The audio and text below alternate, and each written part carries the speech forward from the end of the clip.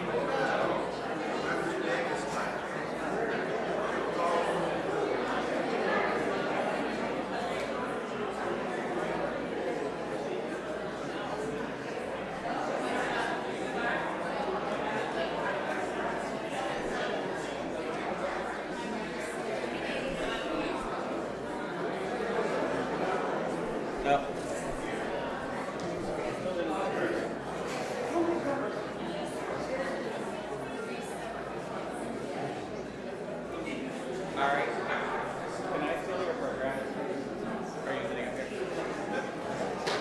Thank you. How are you?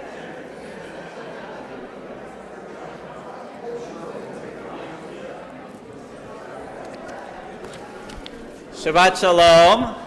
Shabbat Shalom.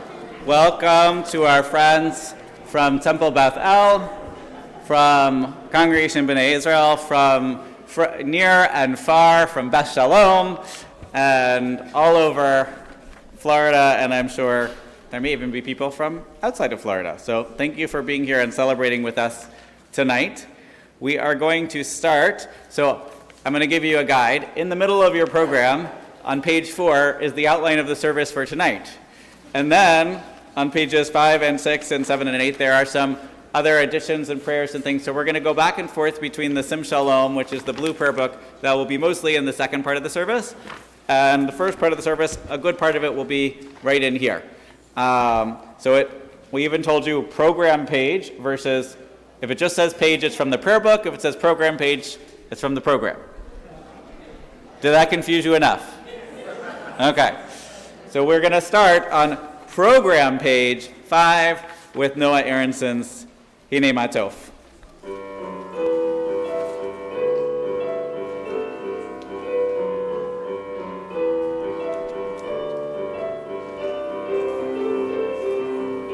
Yananai, Yananai, Hine Matov. Yananai, Yananai, Umanai. Yananai, Yananai, Shevet Achim.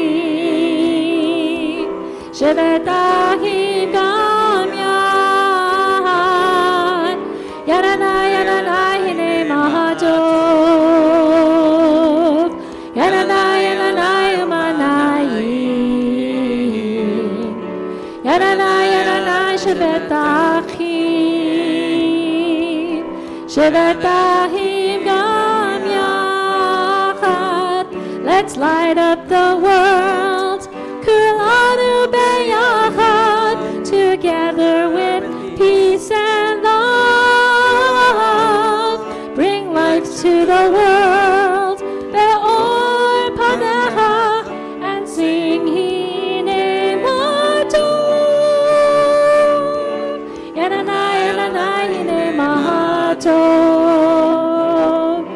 Yananai, Yananai, Umanai. Yananai, Yananai, Shevet Achim. Shevet Achim Gam Yad.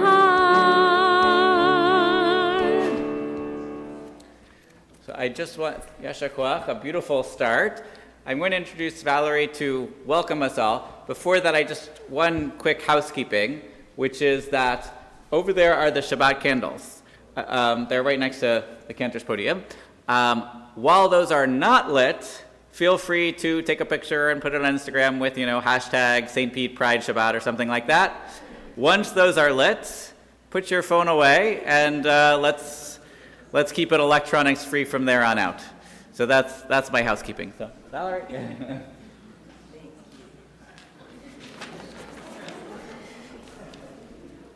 It is a pleasure to be in a place with 100 other people, and whoever you are, whatever you do, wherever you're from, you belong. Welcome to the 8th annual Pride Shabbat weekend at Congregation Bnai Israel, and this time for the first time in partnership with our neighbor, Temple Beth El. Thank you. My name is Valerie Hyman, and I had the great privilege of helping to plan and present this weekend with a committee of delightful and dedicated volunteers. Pride Month is a boisterous and wonderful time with so many activities from which to choose. We're glad you chose to be here, especially because we know that Elsa from Frozen is singing in downtown St. Pete. But tonight is a time to reflect, relax, unwind, be with an engaging community, and enrich your spirit. In that spirit, to repeat what you've heard, please make sure, after the candles are lit, that your phone is not lit. So, thank you for the celebration of belonging. I look forward to watching you meet our two intriguing and wise speakers that you'll be hearing from tonight, and to meeting you and you meeting each other. Shabbat Shalom, early.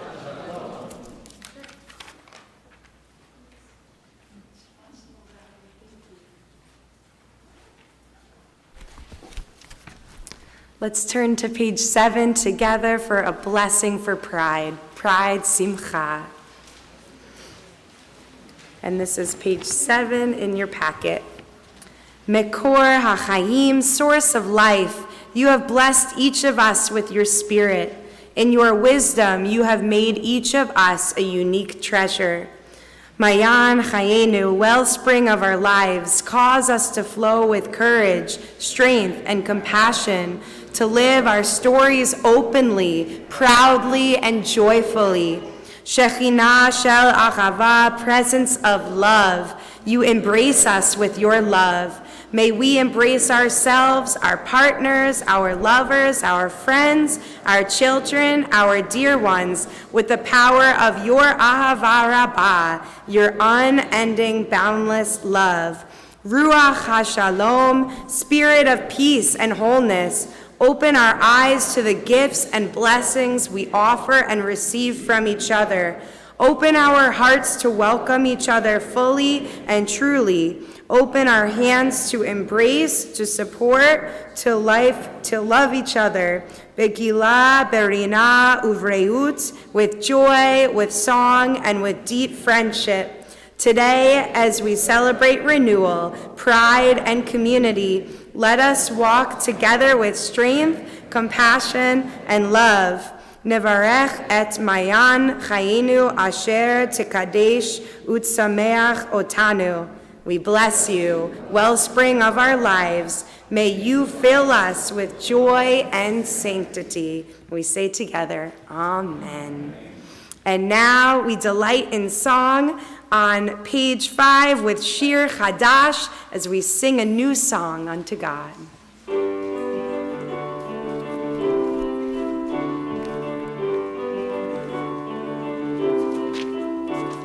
Shiru l'Adonai kol haaretz. Shiru l'Adonai shir hadash. Shiru shiru l'Adonai na'aretz. Shiru shiru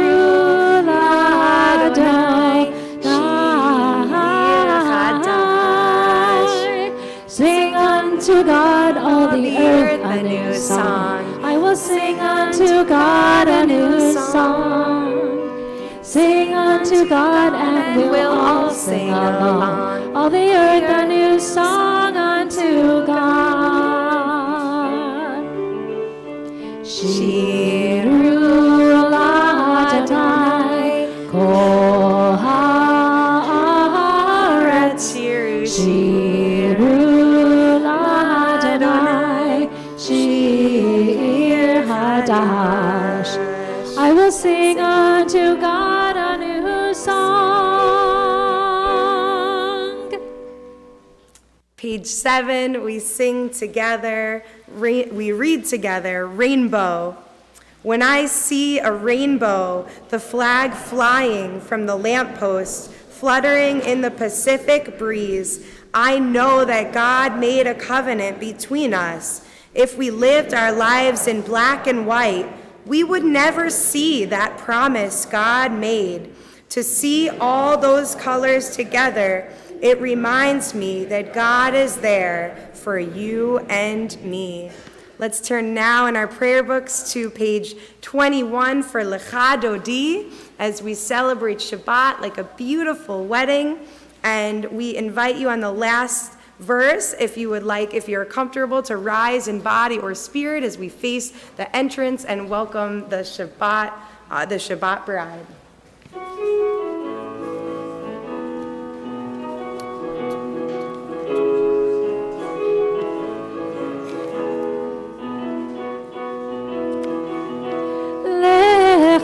הדודי לקראת כלה פני שבת נקבלה הדודי לקראת כלה פני שבת נקבלה שמור וזהור בדיבור אחד השמיענו אל המיוחד אדוני אחד ושמו אחד למשם ופתיערת בליטה להדודי לקראת כלה פני שבת נקבלה להדודי לקראת כלה פני שבת נקבלה לקראת שבת להו ונלהב כי היא מקור הבהר מראש מקדם נשואה סוף מעשה במחשבה תהילה להדודי לקראת כלה פני שבת נקבלה להדודי לקראת כלה פני שבת נקבלה Please rise. בואי ושלום עטרת בעולם גם בשמחה ובתולה תוך אמוני המסגולה בואי חלה בואי חלה שלום עליי שלום עליי עליון עליי שלום לך דודי לקראת כלה פני שבת נקבלה לך דודי לקראת כלה פני שבת נקבלה Please be seated. What a joyful energy there is in the sanctuary right now. I'm sure many of you, or hopefully everyone here, can feel that. And that joyful energy comes from us joining together as community and supporting each other and loving each other. We turn now to Mizmor Shir on page 6 as we celebrate Shabbat.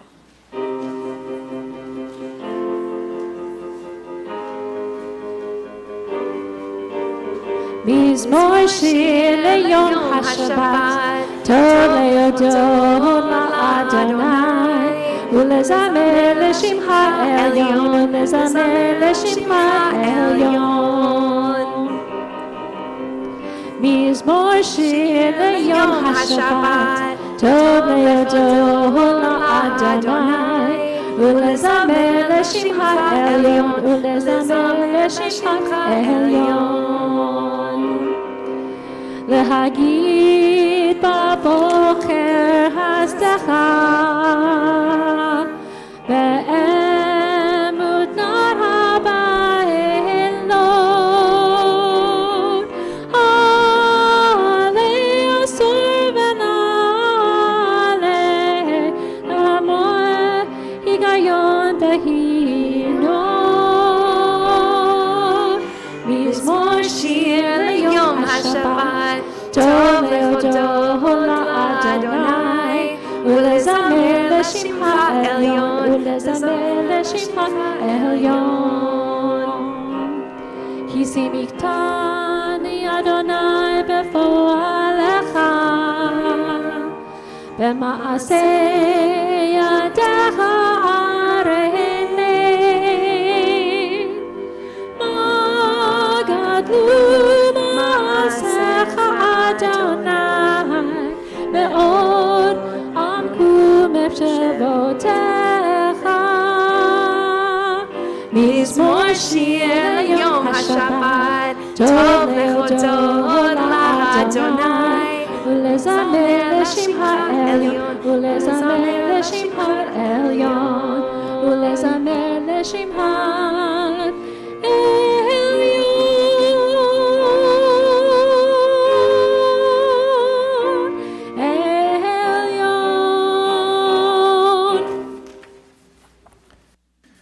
So we are going back and forth and balancing our different liturgical traditions. So on page 24, those are in the time of mourning. We'll do a Kaddish here. Those who would like to rise in memory can join me on page 24. Yitkadal v'yitkadash shemei Rabba, be'alma tivrach rutei v'yamlech malchutei, b'chayechon v'yamechon v'chayei techol beit Yisrael, b'agala u'vizman kariv v'yamru Amen. Yehi shmei Rabba mevorach le'olam u'lomei almaya, yitbarach v'yishtabach v'yitpa'ar v'yitshomam v'yitnaseh, v'yitzadar v'yitzalev v'yitzalal shmei d'kudsha b'richum, la'ela min kol birchata v'shirata, tushbechata v'nechamata, b'maran v'yalma v'yimru Amen. Yehi shlama Rabba min shemaya, v'chaim aleinu v'al kol Yisrael v'yimru Amen. Oseh shalom b'yamama, v'yaseh shalom aleinu v'al kol Yisrael v'yimru Amen. You may be seated.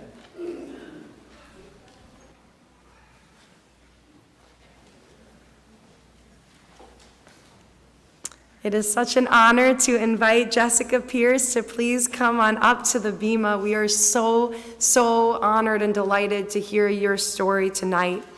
TBE member Jessica will talk about her personal journey into queerness, how Judaism and queerness complement each other, and how the community can stand in solidarity with LGBTQ. They came out as queer in their 30s and cares deeply about social justice. She has spent parts of her career helping the homeless, fighting human trafficking, and volunteering with refugees. Thank you so much. I'm Jay, or Jessica, as the rabbi just said, and I am queer both in gender and orientation. Let me just move that a little closer. My pronouns are she, they, and I'm proud to call Temple Bethel my congregation. When I think about Pride this month and this year, honestly, it is so heavy. All of the anti-queer laws and rhetoric that's disheartening. What's happening in Florida, trying to limit young people from hearing about queerness, it takes me back to my own story. You see, I didn't come out until I was in my mid-30s, as queer or as Jewish, largely because of Christian religious rhetoric and never seeing queer representation.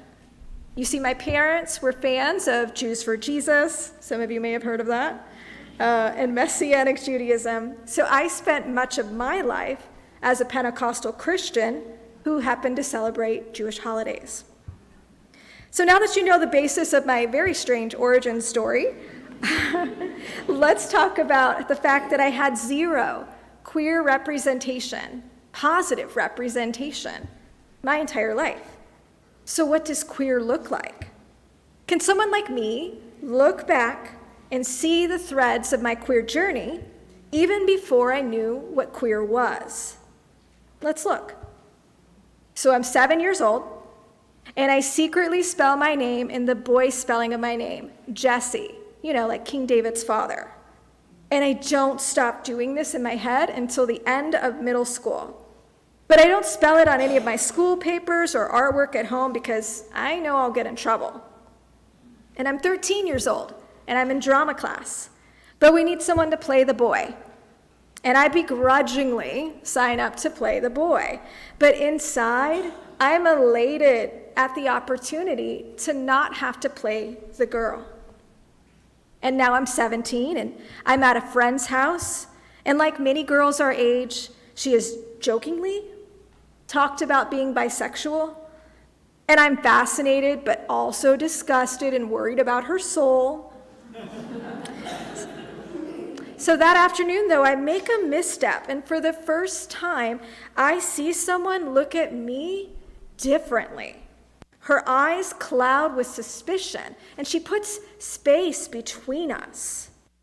She can tell in that moment when we were studying on her bed, when we both happened to look up at the same time, that I thought about leaning in and kissing her. I'm confused and ashamed, so I shove it down. And now I'm 22 years old, and I just finished Christian Bible College, where I went to become a missionary. And I'm at my Messianic church, and I'm listing out all my struggles and sins in what is known as deliverance ministry. And the topic of same-sex attraction comes up. You never call it gay. And I regretfully admit that at times I have thought about kissing a girl. So we fervently pray the gay away, and I am so relieved because now it will never come back. So now I'm 27, and I'm a single foster mom to a wonderful little boy, and this kind, persistent man comes into my life, and I tell him bluntly, "You're in the friend zone." I think it was our second or third date that I admit to him that I did conversion therapy, that I prayed the gay away, and I haven't struggled with my gayness since. And he's so gracious about it, in a way that no one else in my religious community had ever been. And a year later, he asks me to marry him. And in that moment, something I had been pestering him to do, something I knew that I wanted, something that I just was craving, that proposal. In that moment, when I turn around and I see him on that one knee, I want to run away. Instead, I drop to my knees next to him, and I'm covering my face crying, and I pretend that they are happy tears, and some of them are.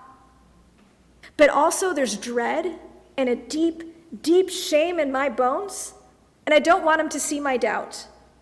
I don't understand what's wrong with me. That's how I framed it.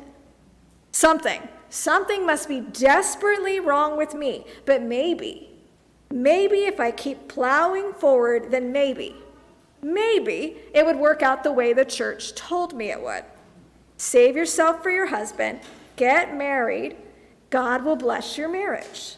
You'll have babies, and you'll finally be a real woman as you become a wife and a mother. But it didn't work like that. I loved my husband as my best friend, as my chosen person, but I guess I didn't even know that I didn't know how to be in love with someone. All the things that were promised to work for me, they just didn't. And I struggled with intimacy and with infertility as I watched my straight friends flourish in their straight marriages, and they went on to have happy, healthy babies and homes. And now it's a few years later, and we began fostering children that have come back into my life again recently, but that is a very different story. And while fostering these children, I was still running from my own queerness like the good little Christian woman that I was. But these kids, our boy, he had this flamboyant streak. And I had to come face to face with, how am I going to treat my child? Even if my religion is maybe telling me that I should treat him differently. And then his special needs sister would always point at our framed wedding pictures on the wall and say, you got married. You wore the dress. You married him. Every single day. Every single day we had the same conversation. And one day, on a whim, I just decided to throw out there that sometimes a boy marries a boy and a girl marries a girl. And she latched onto that idea. And she started drawing pictures of girls kissing, and she developed a crush on one of my friend's daughters. So here I am, trying to hide from my own story, my own truth. And I have these 2 children that, again, I'm not saying are queer because it's not on me to put an identity on them. But I have these 2 children that are pushing up against my own story and my own religious beliefs. So what do? I bring it up in therapy. But it was like a distant theory, right? Because maybe I wasn't straight, but that wasn't going to change anything. I was in a committed marriage, and I knew what the Bible said was right and true, and it was the only interpretation ever. So then, what changed? Honestly, for me, God showed up. God gave me those children, and he gave me the push to start reading books that didn't make queerness out to be this evil, terrible thing. And so I started to feel better about my own queer story, even though I would never get to live a queer life because I was in a straight marriage. So I came out quietly to my closest friends. I came out again to my husband, and I started planning to come out to my parents, who were my best friends and confidants. And life was looking amazing. Everyone was so accepting because we all knew it was just a theory. And all through this, the Jewish thread that had pervaded my life kept calling deeper to me. And I remember when it all changed. It was the High Holy Days. And I met her, capital H, her. We had our first real conversation on Erev Rosh Hashanah, and it was like a lightning bolt had hit me. And we kissed on Erev Yom Kippur, and I thought I had to be evil because I finally felt so right in my own body. And it was so complicated, so I went to temple the next day for the Yom Kippur services, and I tried to summon up remorse and ask Hashem for forgiveness. And instead, I walked out, and I called her. You see, I tried everything to be straight: conversion therapy, denial, marrying a man, not knowing a single queer person until I was 34 years old. And my journey led me to dark spaces. I lost family and friends, my marriage, my home, everything I knew about life in the world and God, everything. Coming out truly almost cost me my life. And so it is for people like me, it's for 7-year-old Jessie, and it's for 38-year-old Jay that we need to take action. Because I can look back at myself just a few short years ago, so mixed up about God and queerness and what in the world am I going to do? I just blew up my whole life. Sad about losing my parents as we all grappled with my queerness. I remember on Passover during quarantine, I got the call from my parents that they can't do Seder with me because it's about freedom from bondage, and I'm in bondage to sin. And it wrecked me. But I can unequivocally tell you this: I have a beautiful life now. It is one of peace. It is one where I am building a home and a life with my newly minted fiance over there that I proposed to this week. Thank you. Thank you. One where I officially converted to Judaism, and I am proud to be a gay Jewish woman. And how I feel about women, how I feel in my own body and skin now that I am my own true self, that is holy. So as Pride Month draws to an end, and we have watched the rights of people be stripped away in this past year, we have watched evil triumph in the name of good, in the name of God. And we have read the guidelines for different county school districts: don't say gay, don't say trans. And I know there are people like my own family, rejoicing over our lack of basic rights, to have rainbows in classrooms, to receive gender-affirming care, just to have the same rights as non-queer people. It's exhausting, and yet, like the Jewish people, we persist. And my mind turns to the Jewish teaching in our prayer book. In the Mishkan Tefillah, there's a reading about shalom. And it says, don't stop after beating the swords into plowshares. Don't stop. Go on beating them into musical instruments. Whoever wants to make war again will first have to turn them into plowshares. So we must not just turn our open carry weapons into plowshares. We need to go further. We need to make musical instruments. And the queer community is here to do that. We are making plowshares, and we are making music, and we are fostering justice and goodness and holiness. Yes, holiness. And no matter what laws or rulings might come down, no one can take away our God-created queerness.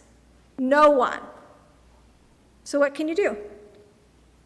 Make it clear to the people in your life that you will not tolerate bigotry. Make it safe for the young people in your life to come out to you. Advocate, sign petitions, protest, go to a school board meeting, put up rainbow flags in your yard, and put pronouns in your work signature and your online profiles. Show up. And here's the important part. Keep showing up, because we need allies. I still dream of a world where evangelicals aren't so afraid all the time that they attack everything they think isn't right or white, everything they think isn't good, everything they think that their God is against.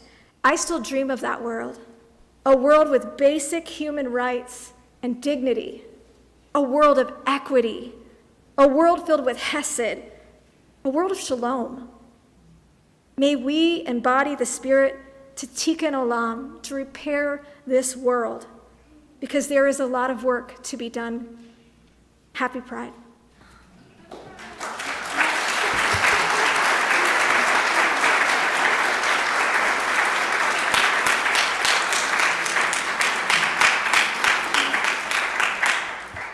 Shkoyach. So I'll just say, talking about being, how do we show our allyship? And a few years ago, after I was offered the job here, I knew that I would not be able to be here yet for Pride because I still had obligations in New York. So I bought a watch band that looked like this. I'm now on like my 8th watch band that looks like this, because the problem is I can't figure out when I'm supposed to take it off. And the other piece is, when it starts conversations. And when people find out that I'm a rabbi and that I wear this watch band a good part of the year, I do occasionally take it off, they're like, wait a second, you can be Jewish and you can be an ally, you can be proud, you can be welcoming, you can be gay and Jewish, and it often starts a positive dialogue. So sometimes even the littlest thing that you didn't know that you were doing something that would last 6 years, it can make a difference.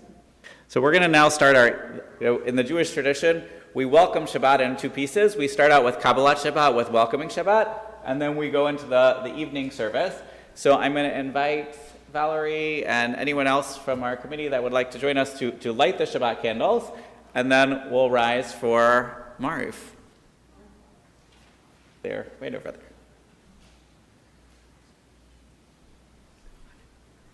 Would anyone else like to join her? That would be good. They're hiding.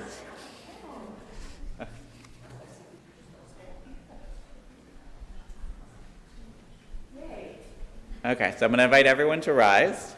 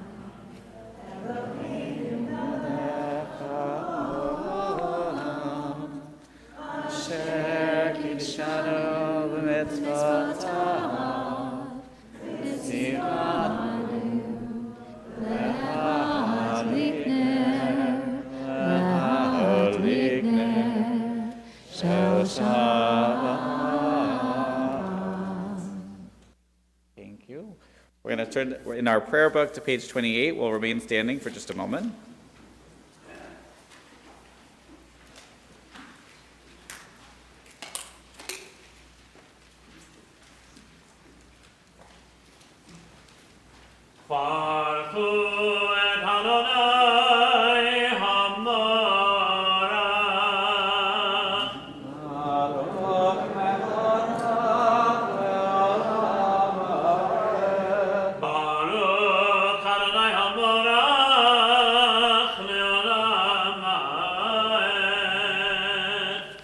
You may be seated.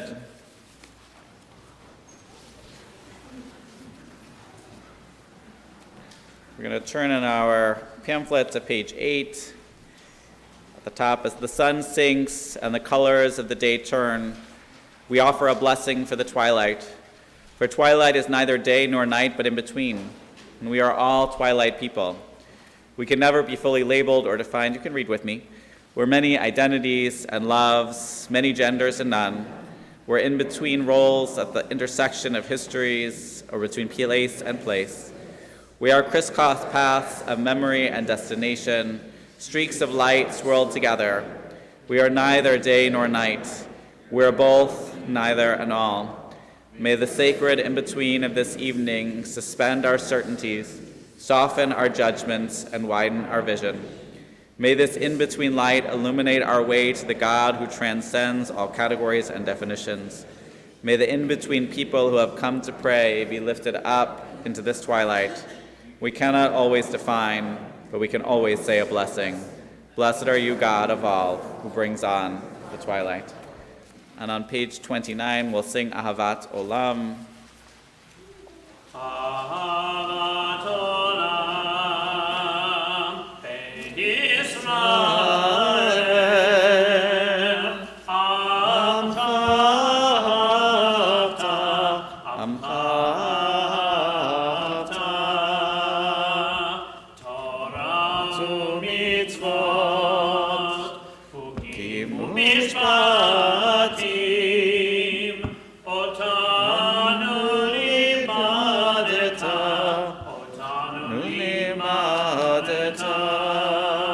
Al ken Adonai Eloheinu meshachenu, Numenu nasiach bechukecha, V'nishmach b'divrei Toratecha, U'mitzvotecha le'olam va'ed. Ki hem hayenu, Ve'orech yameinu, U'vahem nege yomam v'layla, Yomam v'layla, Ve'avatcha tasir, Mimenu le'olamim, Baruch atah Adonai, Ohev amo Yisrael. So we'll find our concentration and turn to page 30 for the Shema and the V'ahavta, and then we'll continue silently onto the next page. Shema Yisrael Adonai Eloheinu Adonai Echad. Baruch Shem Kavod Ve'ahavta et Adonai Elohecha b'chol levacha ובכל נפשך ובכל מאודך והיו הדברים האלה אשר אנוכי מצווך היום על לבבך ושילנתם לבניך ודיברת בם בשבתך בביתך ובלכתך בדרך ושכבך ובקומך וקשרתם לאות ידיה והיו לטוטפות בין עיניך וכתבתם על מזוזות ביתך ובשעריך.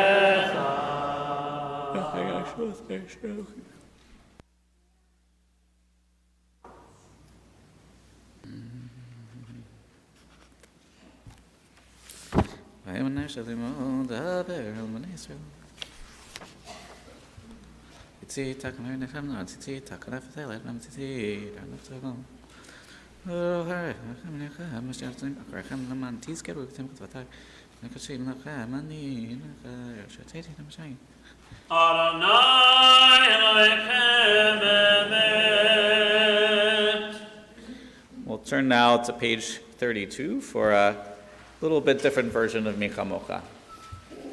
ומלכותו ברצון קיבלו עליהם משה ובני ישראל לכנו שירה בשמחה רבה ואמרו כולם מי כמוך עם אדוני מי כמוך נדר הקודש תורת תהילות Osef Elen, Osef Elen, Mahutecha, Rahuvanecha, Bokei Hayam, Ifnei Moshe, Ze'eli Anu ve'amru, Adonai Yoch Le'olam B'nei Markif Adonai Yaakov Shalom Yad Hazak Mimenu Baruch Atah Adonai Gam Yisrael. We're going to turn back into our handout for just a moment for a different version of Hashkivenu from Noah Aronson, page 6. Let there be love and understanding among us. Let peace and friendship be our shelter from life's storms. Let there be love and understanding among us. Let peace and friendship be our shelter from life's storms. Hashkivenu, Adonai Eloheinu. Hashkivenu, Leshalom.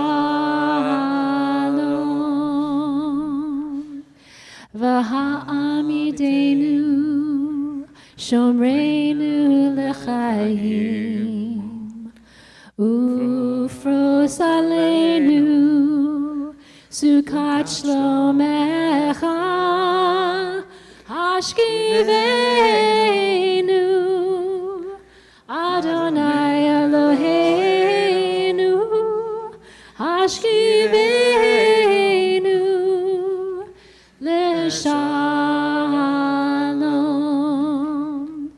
Let there be love and understanding among us.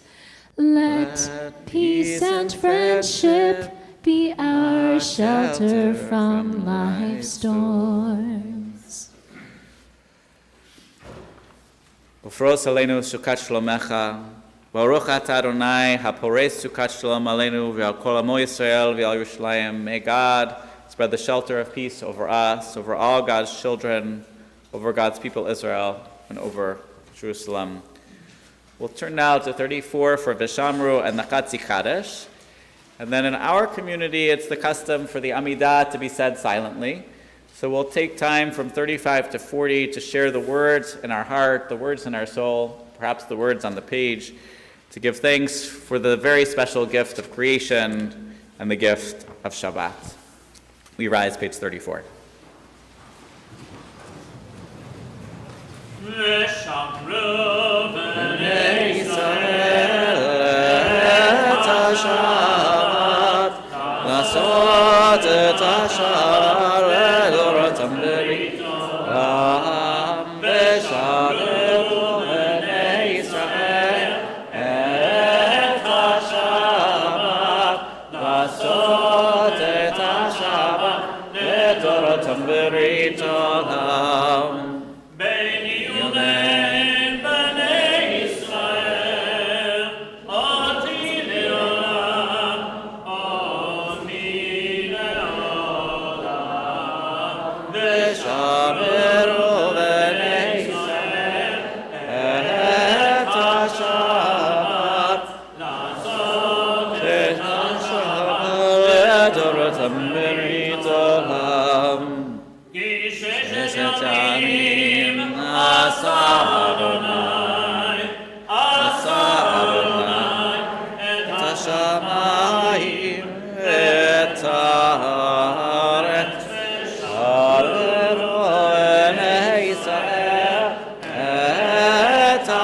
השבת, לעשות את השבת לדורותם ברית עולם. ביום השביעי שבת וינפש, שבת וינפש, שבת וינפש, לשבר בני ישראל את השבת, לעשות את השבת לדורותם ברית עולם. יתגדל ויתקדש שמך אמן. יעמד תברכותך בהמליך מלכותך בחיי כל יום אחד ובחיי כל בית ישראל בגלה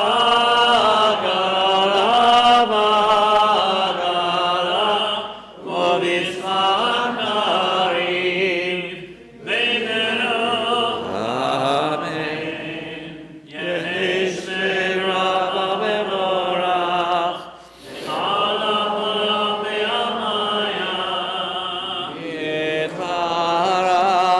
יתברך וישתבח ויתפאר ויתרומם ויתנשא ויתהדר ויתהלל ויתהלל שמני קודשם בריחו לעילה מכל בגדה ושירתה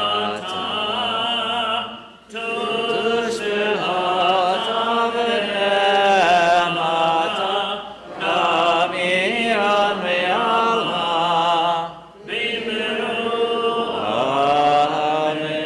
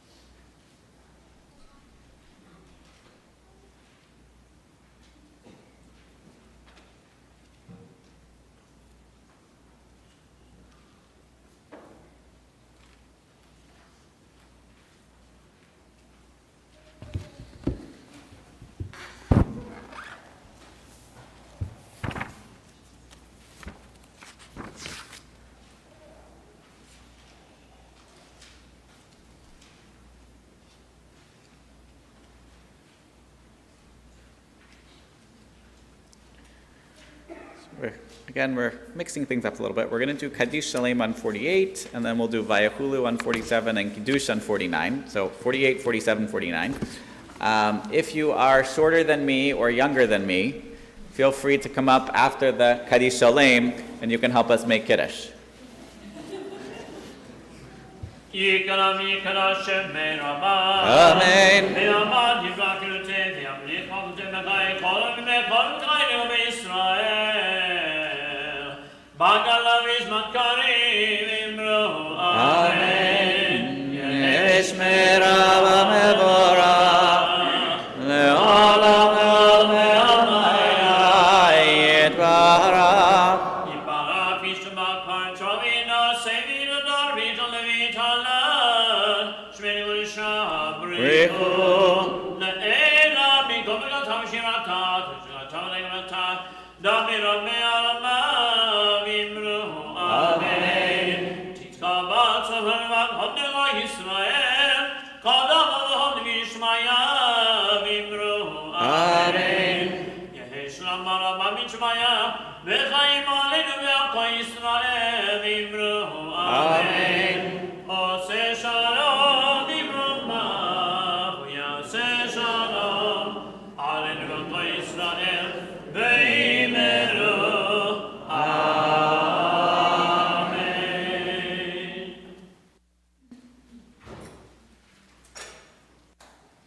ויחולו השמיים והארץ וכל צבאם ויחל אלוהים ביום השביעי מלאכתו אשר עשה וישבות ביום השביעי מכל מלאכתו אשר עשה. ויברך אלוהים את יום השביעי ויקדש אותו כיוון שמט מכל מלאכתו אשר ברא אלוהים לעשות.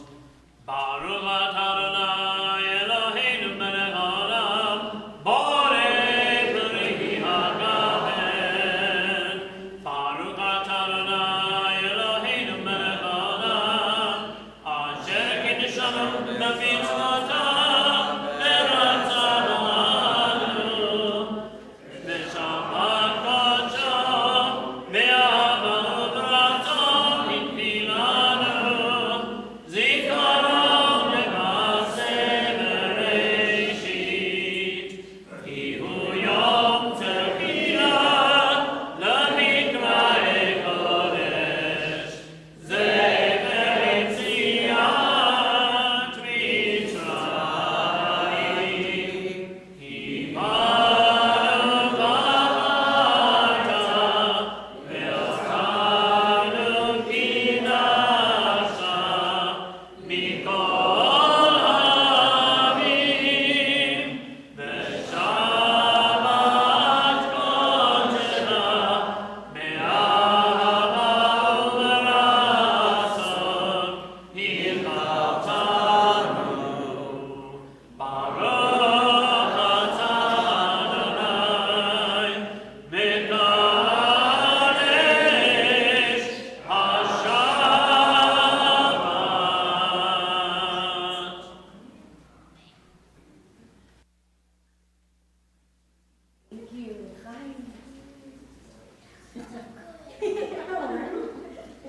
השבת. You may be seated. And we are so blessed tonight to hear from not one but two special guests. And Rabbi Steve Greenberg is the first openly gay Orthodox rabbi, and in Israel, the founder of Eshel, which produces innovative programming to support LGBTQ Jews and their families and the Orthodox community, as well as the Jerusalem Open House, which I have very dear friends who have spent a lot of time with, an amazing, amazing organization. The LGBTQ Community Center, not in Tel Aviv, but in the holy city, Jerusalem. He's the author of Wrestling with God and Man, Homosexuality in the Jewish Tradition, and he's going to share with us some words of Torah tonight. And in the back of the room, if you would like to, I made a few copies, so if you want to take with you or look at some of the sources that he's talking about, we have a few in the back, and if you would like them afterwards, you can email us and we'll be happy to share them with you. So, Rabbi Greenberg.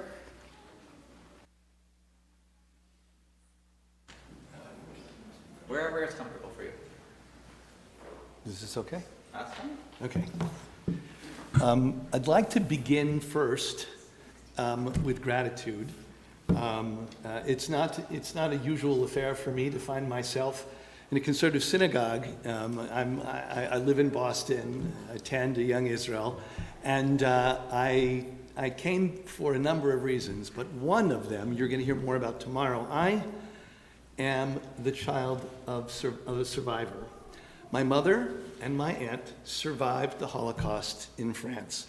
And with us are cousins, my cousin Neil and his lovely wife Lisa Schwartz, and my uncle Ron, who would be here were it not for the fact he's 92 years old, and he would be here for the fact that he was in the hospital for a minor infection and he's just home now. But I am very grateful to be here for the opportunity to connect with you, but also with my family.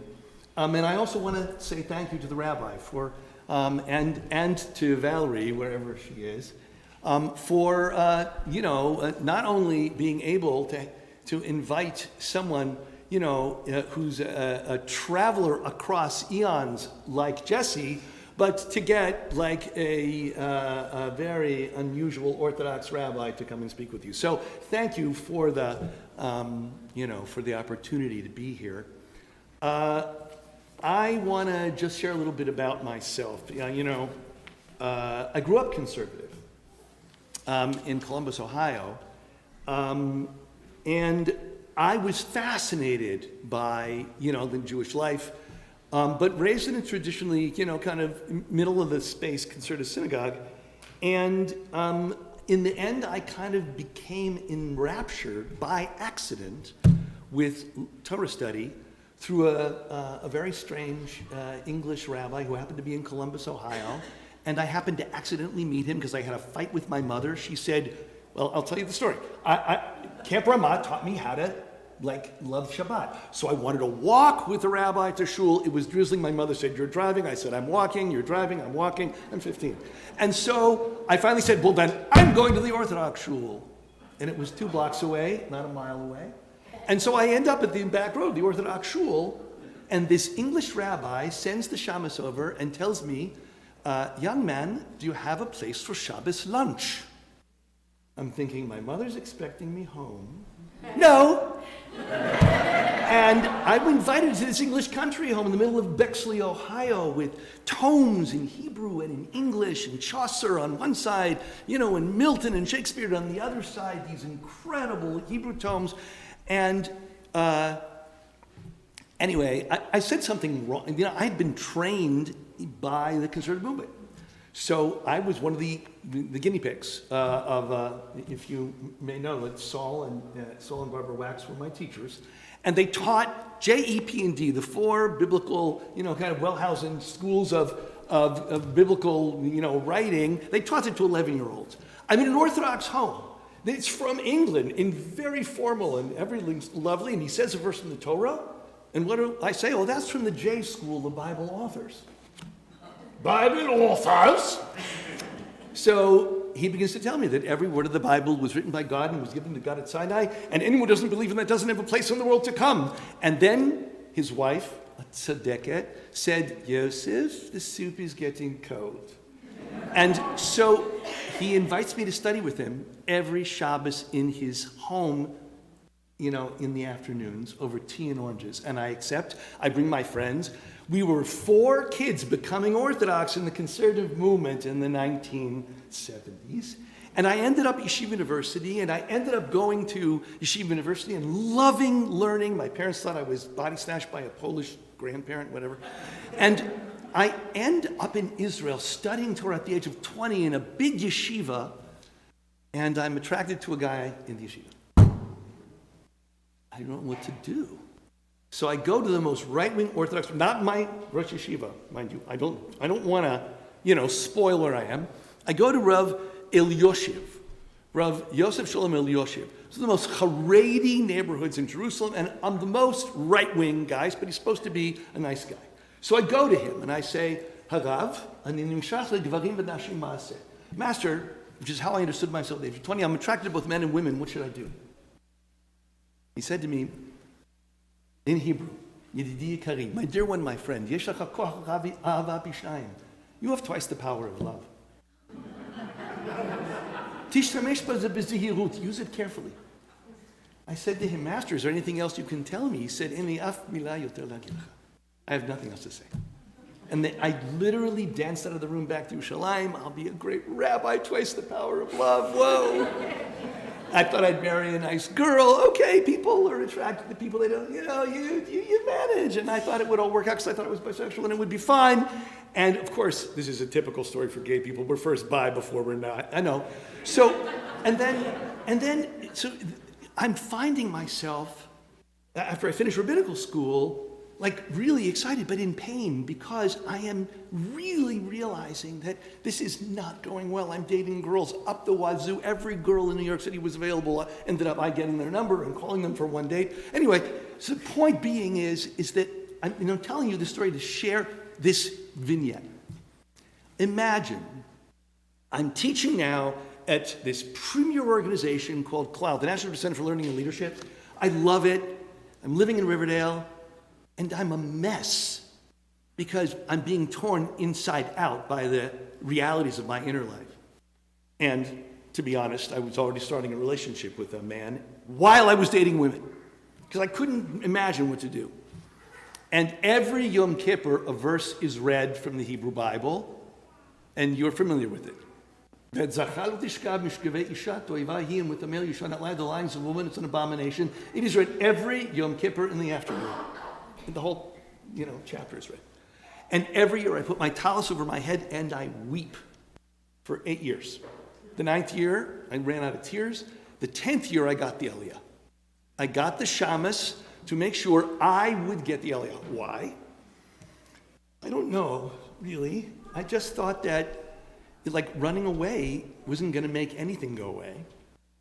And I thought, I want to be in the most dangerous place possible because if I'm going to be fully vulnerable to the text, it has no choice but to be fully vulnerable to me. And so I go up there, and I'm shaking as I'm going. It's 4 o'clock in the afternoon, Yom Kippur, everyone else is asleep, but I am, and I get up there, and at the moment the verse is read, a calm comes over me. I realize if the people who carry this verse on their backs every day, whose spirits have been crushed, whose bodies have been wounded, are not allowed to tell their stories, then the rabbis who interpret the text do not know what it means. If they haven't heard our stories, how can they know, the people who are living with this text every day, how can they know what the verse means if they have not at very least heard from us? So I realized they don't know what it means, and neither do I. And therefore I began to study, and I basically began a project in my mind of writing this book.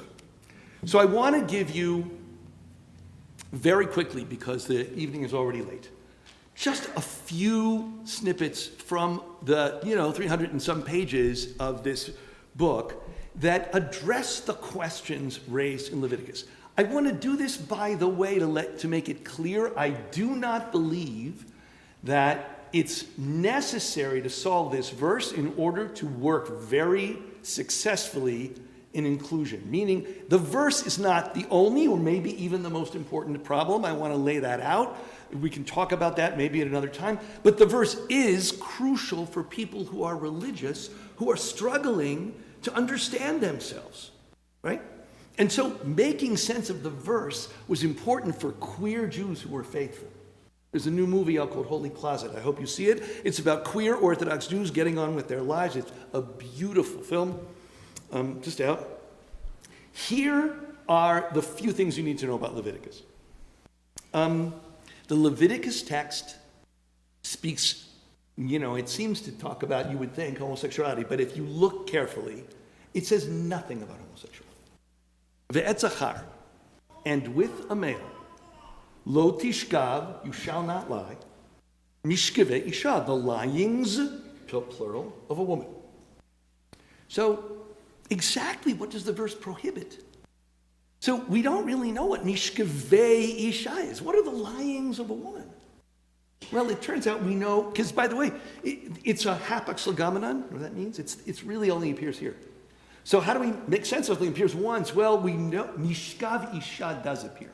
And what does it mean? Mishkav Isha, right? Mishkavei Zachar appears. Mishkavei Zachar means what a woman experiences in sex. By the way, this is PG-17, so be careful.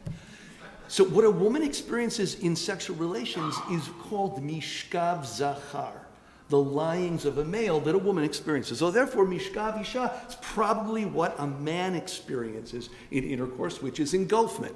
Then the verse means you shall not engulf into the body of another your genitals. Right?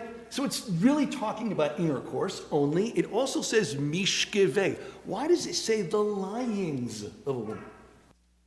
So the rabbis say, Yeshnei mishkavim be'isha. There are two ways to bed a woman. Do you know what they are? Well, let me just say, oral had not been invented. So it's vaginal and anal, right? Vaginal and anal. And since a man doesn't possess a vagina, then the only thing that's prohibited in this verse is anal intercourse between two men. By the way, I just want you to know two things. One is Rabbi Elliot Dorff, when the conservative movement finally decided to provide a clarity about what the law was in regard to same-sex relationships between men, and marriage in general, and women. So everything was permitted but one thing, anal intercourse. He calls me up and he says, Steve, it's great news. The law committee has really done a good thing, but they just stopped short of the whole shebang. I couldn't get them to really make sense of this, and so there's still a prohibition of anal intercourse. And I said, Elliot, it's marvelous. He said, why? I said, can you imagine what it means that every conservative rabbi across the country has to say the words anal intercourse from the pulpit? That's huge. Anyway, the other thing is that I should have been able to speak to Clinton because he did not have sex with that woman, but okay. Okay, so here's the thing. The first issue is that A, it's only one act, and B, what else is missing? What's missing? There's no mention in this verse or anywhere else in the Hebrew Bible of a prohibition of women having sexual relations. It's nowhere. So one second. What does the word homo mean? It means same. Homosexuality is same. The sameness is not the problem. Were it so, then sex between women would be a problem. But it's not. There's only one problem in this, and that is anal intercourse interferes with some concern in the biblical mind. Now, the truth is you're going to have to read the book to know the answer to the question, but I'm going to give you some hints. One is, why would anal intercourse be a problem? So there are a bunch of rationales that are offered. One rationale is that intercourse with another male does not create reproductive possibility, and for a people whose future is shaped by children, that's a big deal. However, it doesn't suffice, because we know in the halakha, are you allowed to have sex in circumstances that are not reproductive? The answer is yes. Yes. A couple can have sex if one of them is sterile, if a woman is past menopause. By the way, there's a permission in the rabbis for anal sex between a husband and a wife, and you know where the verse comes from? The verse in Leviticus. Why? Because if a woman can be bedded in both ways, then it must be permissible. And therefore, anal sex between a husband and wife, okay, you didn't know this before, I hope it's not shocking, is permissible to straight people. Okay, so what this demonstrates here is that reproduction is not the problem. It can't be the problem because A, there are other goals in sexual union besides having babies. Now, is having babies important? Yes. Is it the only important thing? Is it the thing without which you cannot do? The answer is no. A couple can have sex without any possibility of reproduction. However, there's a mitzvah to reproduce, and if you can't reproduce sexually, then you have to adopt, or you have to teach, or you have to find a way to create a responsibility to a world you will never see. The basic commitment of Avram and Sarah is commit to a world you will never see. And children make that very, very real. But there are other ways to commit to the future. And so the rabbis even talk about other ways, if you can't have kids, how you do that. That's reproduction. I'm going to do the other two, the middle two, quite lightly. The rabbis basically have this beautiful, funny story about a wedding. Rabbi Yehuda Nasi collected all the Mishnayos of Rabbi Meir and wrote them, and he's the author of the Mishnah, and his son got married. And there was a guy who was a jokester, and he wanted to go to the wedding, and they wouldn't let him, and he finally let him in, and he makes jokes at the wedding. And basically, he's making sex jokes at this rabbinic wedding. Right? It's in the Talmud. It's all right. The Talmud is X-rated. Be careful. So here's the thing, is that it occurs in this wedding that Bar Kapara basically translates to'eva. And the funny word to'eva is translated abomination, but that word appears uniquely in some ways around same-sex relationships. It does. But the problem is to'eva, abomination, appears in many places that have nothing to do with sex, that have to do with injustice, that have to do with not paying your workers on time. To'eva means God doesn't like it. That's what it means. However, he gives it a new meaning. To'e ataba, he's basically making a pun out of the words. He's at the wedding, he goes, you can imagine the guy, he's half drunk. What do you think the Torah means when it calls sex between men? To'eva, to'e ataba. You wander because of it. And the rabbis grab this idea. It's in Rashi. The rabbis say that the Mishnah was written in Tzipori, where there were Romans, early Christians, and definitely brothels with men and women at them. Married men were fooling around with guys and girls on the side. And so, to'e ataba, you wander away from your wife's bed to fool around with guys. What was the point? By the way, this is very real. In traditional societies, everybody needs to get married. Everybody. Why? You're not an adult until you marry. You're not taken seriously in traditional society. There were two Hasidim who lived a block away from me when I lived in New York, and they were in their 70s, and they were a couple for years, and in the minyan they davened in together, in the Hasidic minyan, they were called the Bochrim. You know what that means? The boys. Why? They were never married. Marriage confers in traditional societies both masculinity and adulthood. So if you were gay until the modern period, you were forced, if you wanted children, you wanted a household, you wanted money, you wanted protection. So what happens is people got married even though they weren't in desire of their partners, and then they fooled around. That is what the text is describing. Therefore, in both circumstances, whether it's reproduction or whether it's this problem about marriage, they don't work as rationales, even though the tradition itself points to them, but it doesn't really fulfill the task. I'm going to skip the middle one and go directly to the last one because I know people are waiting for hors d'oeuvres. So here's the thing. You have to be careful when you ask a rabbi to speak. It's a very dangerous ballgame. So the last thing is this. If you look in the book of Genesis, it's phenomenal that homosexuality or homosexual relations appear explicitly once and implicitly again. Explicitly, you're familiar. It's the story of Sodom and Gomorrah, right? And the men of Sodom, come to the house of Lot where his guests are and say, send out the men that we may know them. That's one. And the other one is the rabbis say that when you remember Noah at the end of his whole experience in the ark, plants a vineyard and gets drunk, right? And then his youngest son comes and laughs at him. Well, the rabbis say no. The rabbis say that if you look carefully at the language, he either raped him or castrated him.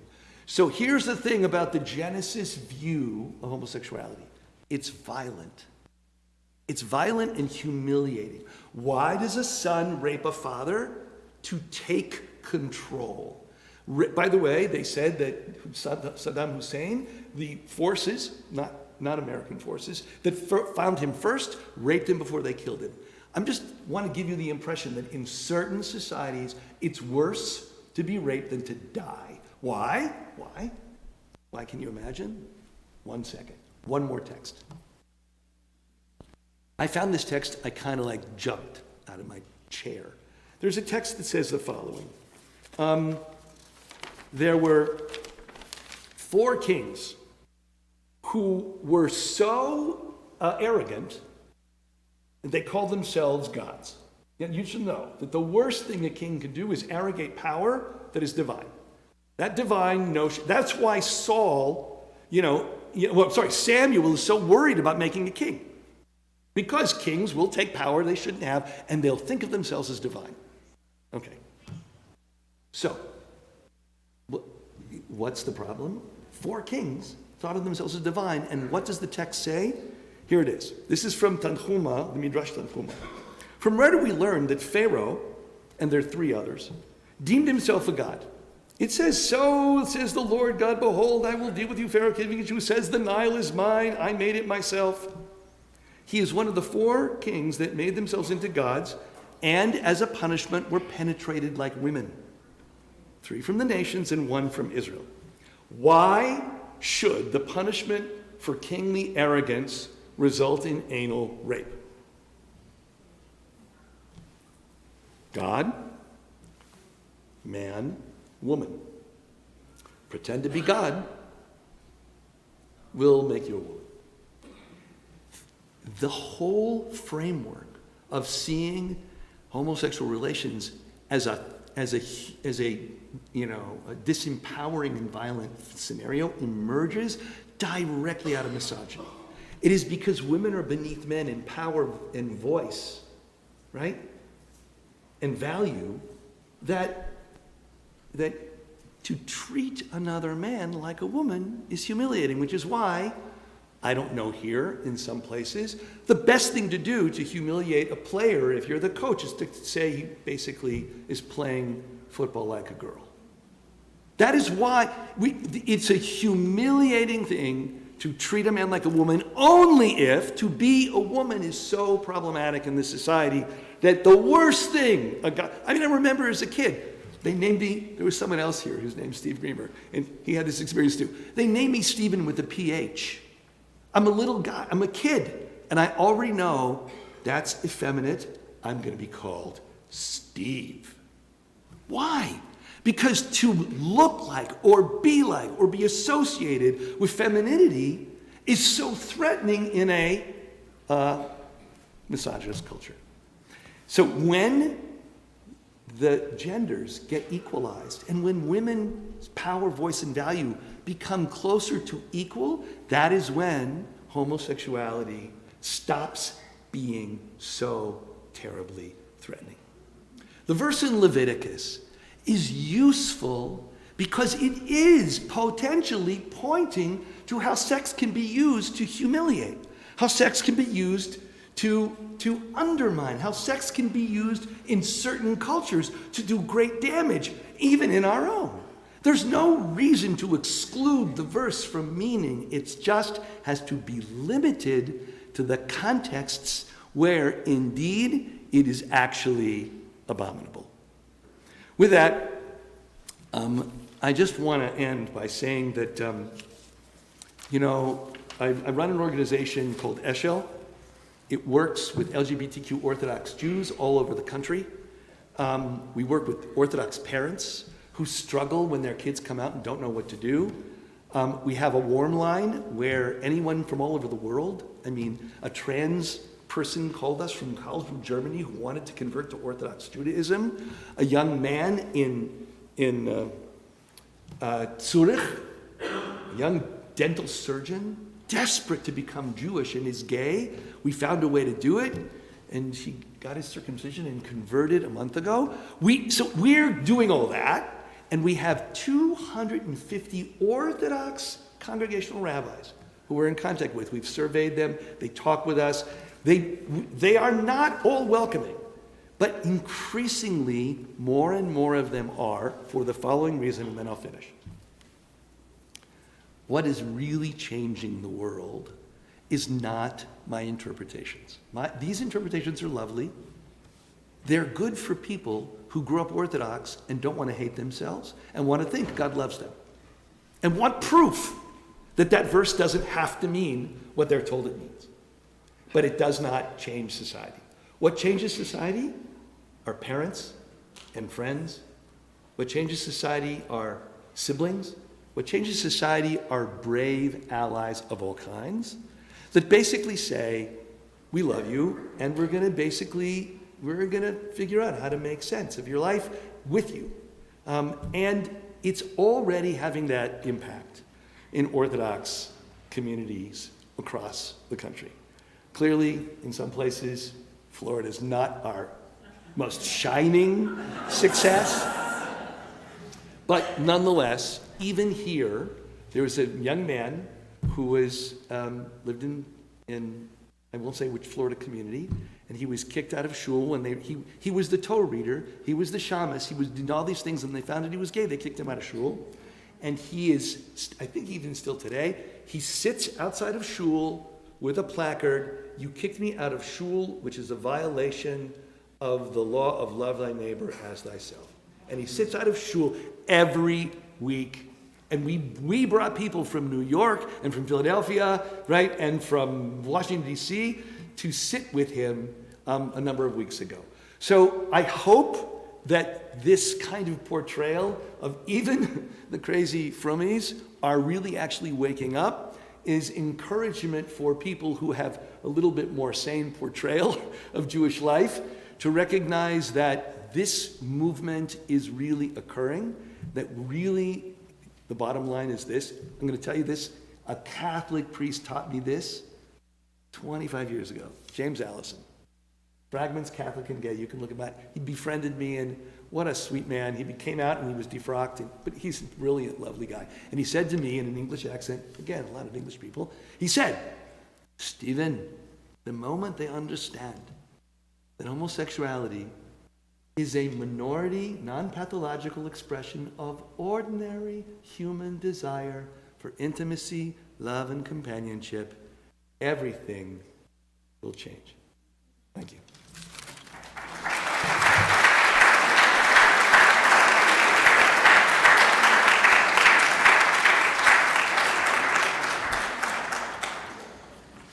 Yasher Koach. Thank you for sharing your Torah with us and helping us to look at the world just a little bit differently. So we're going to turn now to Aleinu on page 51.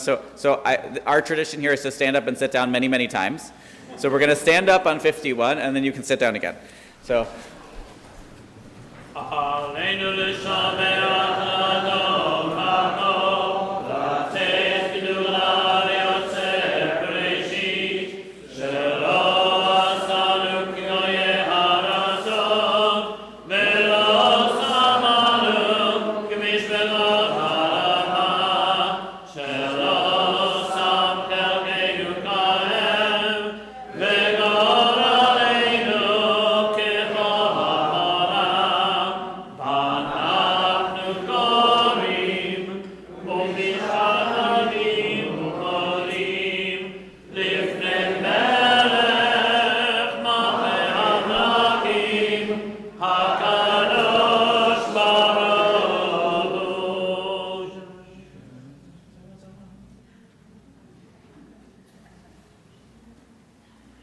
V'nemar v'haya Adonai melech al kol haaretz, bayom hahu yeh Adonai echad, u'shemo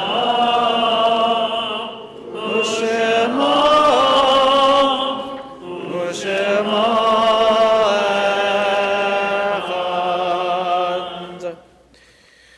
So you may sit down. I'm going to invite Rabbi Mangold to share those yard sites from Temple Beth El, and then We take time now to remember all of those dear loved ones who have died, and we hold them with us in spirit. We remember Elaine Lachter, Terry Reamer, Samuel Wolf, Alexander Bryan, Alvin Silverman, Ruth Englander Brav, Alexander Brian, Ann Siegel, Florence Handler, Jesse Rosenzweig, Michael Goldner, Stephen Arthur Gleckler, Hannah Krasner, Toby Greenberg, Joseph Silverberg, Philip Lerner, Jill Allison Rosenbluth, Oscar Asher, Louis Levinson, Esther Rosenstock, Hazel Savage, Ann Simmons, Leon Halliser, Margaret Burko, Jacob Apter, Agatha Woolner, Jenny Friedman, Jacob Apter, Agatha and Jenny Friedman. And we remember this week also Benjamin Herskowitz, Molly Isaacs, Isidore Gerwitzman, Nettie Baum, Minna Goldman, Zaki Mizrahi, Helen Levine, Sadie Seltzer, Nadra Harif, Rhoda Carpe, Jacob Michael Getz, Ida Labuck, Dorothy June Bookbinder, Betty Martha Cohn, Leo Barenhout, Edwin Pearl, Stephen Arthur Glecker, Jerry David Bloom, Ethel Jacobson, Isidore Schuster, Jeanette Hirsch, Helen Lustigman, Molly Eklist, Florence Schaefer, Ida Finkelman, Tilly Horowitz, Leslie Perlstein, Cecile Kramer, Richard Rosendahl, Israel Nemiroff, Molly Jacobs, Joseph Kaplan, Mary Sarkozy, Ida Greenfield, Bernard Nevetsky, Janice Brash, Norman Cohn, Anna Levenberg, Alan Koppelman, Anita Tallerfeld, Isaac Katz, Irving Barbarash, Philip Spears, Anna Bookbinder, James Schwartz, Harold Packman, Edna Quarton, Tilly Fleischman, and Clara Nicholson.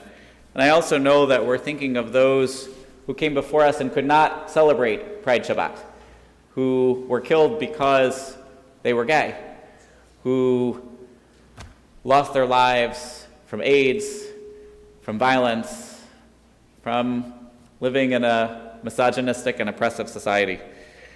So we honor their lives tonight. We celebrate Pride Shabbat tonight, and we know we're here because of all those who came before us. This is our truth. The one God calls forth being from nothingness and makes all things one.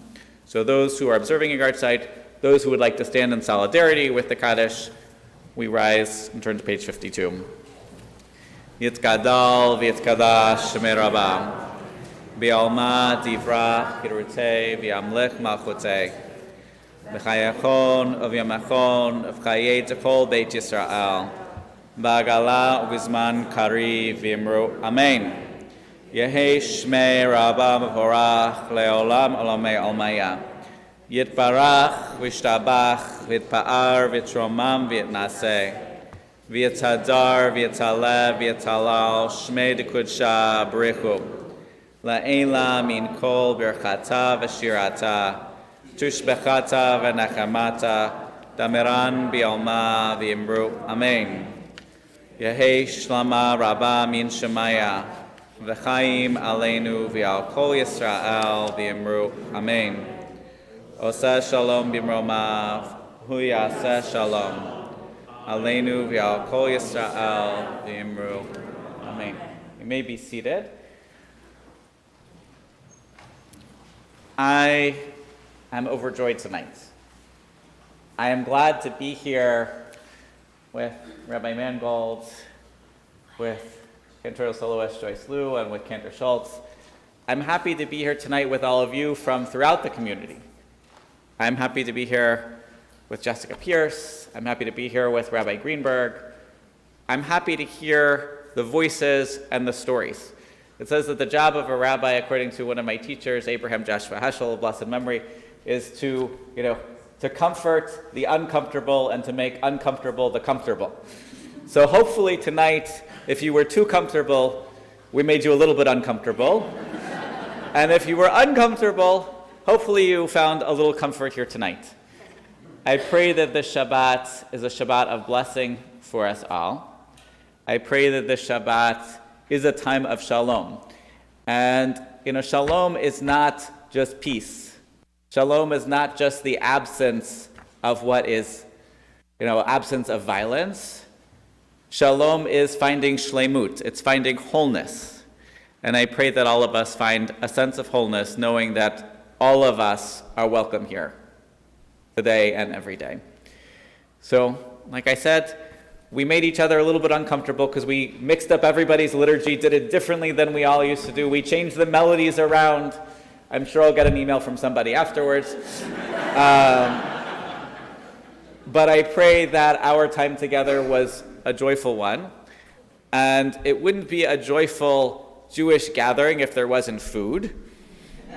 So I'm going to make myself a little bit uncomfortable because I don't have anything in my hand, but I'm going to say Borei Menizom Note, and then I'm going to have a big interruption, so sorry, God. Baruch atah Adonai Eloheinu melech borei minei mezonot. So now you can say Amen when you take a bite in the next room. But I'm going to interrupt it again, Has v'shalom, with a little bit of music. So we're going to sing Oseh Shalom B'Mromav, and then we can make our way into the social hall for a lovely festive Kiddush. If you are under 21, please don't drink the drink that says for over 21. If you are over 21, drink whatever you want, responsibly. Oseh Shalom B'Mromav, Yaseh Shalom Aleinu, ve'akol Yisrael, ve'imeru Amen. Oseh Shalom B'Mromav, Yaseh Shalom Aleinu, ve'akol Yisrael, ve'imeru Amen.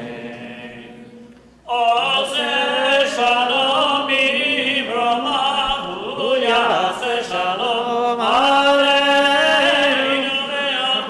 ve'akol Yisrael, ve'imeru Amen.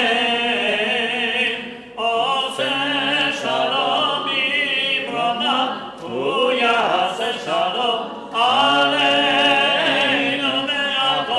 ve'akol Yisrael, ve'imeru Amen. So you're all invited back tomorrow morning. We'll have another talk from Rabbi Greenberg, and please join us in the social hall. Shabbat Shalom.